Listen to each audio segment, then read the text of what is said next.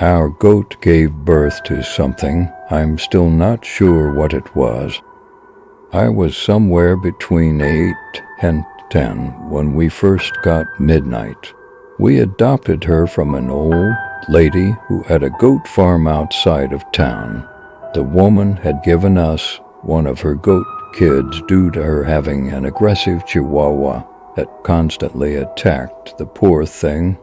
I don't remember what the goat's original name was, but it was difficult to pronounce. So we changed it to Midnight due to her all-black fur. Midnight was a precious little thing. She was very social and adjusted to her new home surprisingly well. Dad built a fence surrounding our yard so she would have a wide space to run around in, and a little wooden stable where she could sleep for the night. She grew really fast and reached her full adult size with a full set of horns in just a few months. As an only child, it was nice to have a playmate at home whenever I wasn't at school. Less than a year after we adopted her, we noticed her abdomen had swollen. Dad felt her sigh, and he said he could feel movement inside. There was no way around it. She was pregnant, but we had no idea how it happened. There were no other goats in the area, at least not to our knowledge. Regardless, we knew we had to prepare for the inevitable birth of Midnight's kid. We made sure her hay bed was nice and comfy, and she had plenty of food and water for when the big day came. One morning, when I went in to check in on her, I saw her laying down on her hay bed, her abdomen back to its normal size. That's strange, I thought. Dad said Midnight wouldn't give birth for at least another month. I looked down at her sigh, expecting to see a baby goat or to sucking on her nipples. Instead, I saw ...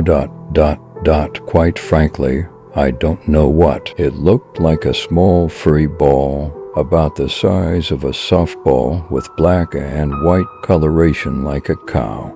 No limbs, no eyes, no mouth, and no other facial features I could make out.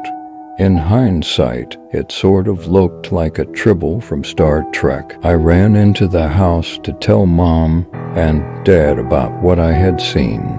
I stumbled on my words, and they were understandably confused, but Dad agreed to come out and take a look. Upon carefully examining the furry orb laying at Midnight's side, Dad sighed. Looks like a dud, he said. The kid didn't develop properly, and her body rejected it. As we went in to tell Mom, I couldn't help but feel sad for Midnight.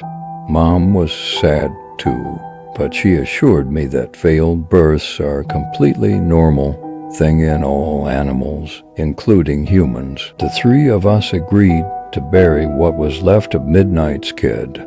Dad grabbed a shovel, I grabbed a plastic bag, and Mom put on a pair of gloves. Dad started to dig a hole as me and Mom walked over to Midnight's stable to grab the thing. Mom picked it up with both of her gloved hands, and I held the bag open. Just as Mom was about to drop it in, she stopped. No ... she said quietly. This isn't right, what I said. Dad walked over to see what the matter was. It's alive, Mom said. She held the orb out for us to feel. She was right. There was a very distinct heartbeat inside the orb, and we could feel it softly breathing. But how? Dad asked, just as confused as Mom. We were interrupted by the sound of Midnight bleating. We turned to see she had gotten up from her hay bed and was walking over to us, bleating with a pleading expression as if politely asking us to give her baby back. We didn't know what to do, so Mom calmly placed the orb back on the ground. Midnight picked it up in her mouth and carried it back to her hay bed, placing it down in the center and curling up on her side. Days went by and Midnight never left her stable. She didn't eat or drink. She just lay there in place, with that orb by her side. At the same time, her health didn't seem to be deteriorating.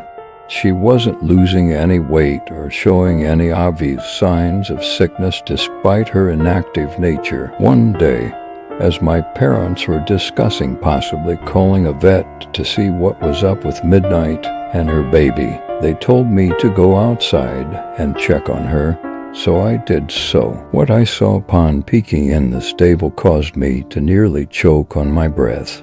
I blinked a few times to make sure I wasn't just seeing things. The orb had grown. It was now about the size of a beach ball.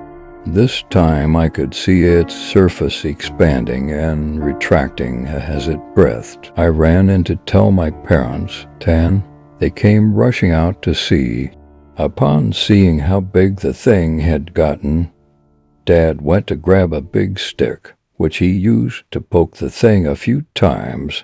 It responded with a low trilling sound. Dad then used the stick to flip the thing over, revealing its underside. The sight caused both me and Mom to cry out in shock. On the orb's underside was a slimy pink mouth with sharp yellow dog-like teeth that opened and closed, making a gross sucking and slurping sound as drool dripped onto the hay bed below. Dad rapidly turned to Mom, his eyes wide with terror. "Honey, get the lighter," he shouted. "Grab the lighter and light the fire pit now." Mom obeyed his orders, rushing inside to find the lighter. As she did that, Dad turned back to the thing and poked it with the stick again. The thing hissed as it sank its teeth onto the end of the stick and held on tightly. Less than a minute later, Mom ran out with a lighter in one hand and a piece of paper in the other. She threw the paper into the fire pit and lit it on fire. Dad swung the stick around with the furry thing on the other end and stuck it into the fire. The thing let out a loud, shrill hiss as it was engulfed in flames. The resulting smell was so bad I had to cover my face with my shirt. After a couple minutes, it had completely dissolved. After we took a minute to calm down from the shock, I realized we were so caught up in getting rid of her cursed offspring that we forgot to check up on Midnight. I ran back to the stable and peeked inside. What I saw made my heart sink. Midnight lay completely flat against her hay bed. When I say flat, I mean it literally. She looked like a deflated basketball. "Mom, Dad," I shouted in distress. They rushed over and peeked inside before Dad reached in and pulled what was left of Midnight out of the stable. She was pretty much just empty, floppy skin.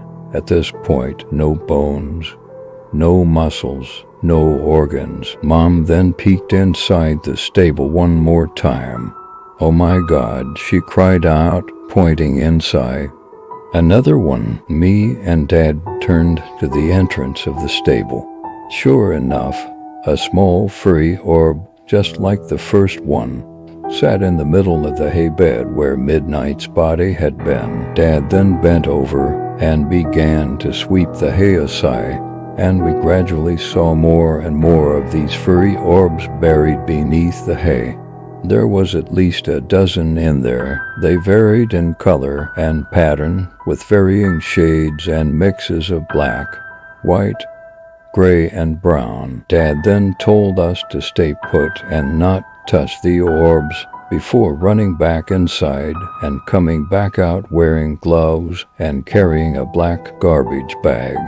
He grabbed every single orb in the stable he could find, shoving them into the bag until it was full. Then he carried the breathing bag to the front driveway, throwing it in the back of his pickup truck as he told us about his plan to throw it in the nearby lake and hopefully drown the creatures inside. After Dad came back, we double-checked the stable to make sure there was not a single orb left. Then we held a little funeral for midnight as we buried the empty flat skin that was left of her. It's been 20 years since. I still don't know what exactly happened to our beloved goat, or what those things she gave birth to were. We rarely talk about it nowadays, but it sticks in my mind every day. My parents recently adopted another goat, this time named Pepper. I was understandably quite uncomfortable with this decision, but Mom assured me it wouldn't be a repeat of what happened with Midnight. At least, that's what she claimed at first, but just this morning, she called to tell me that Pepper was pregnant. Pepper is a male goat,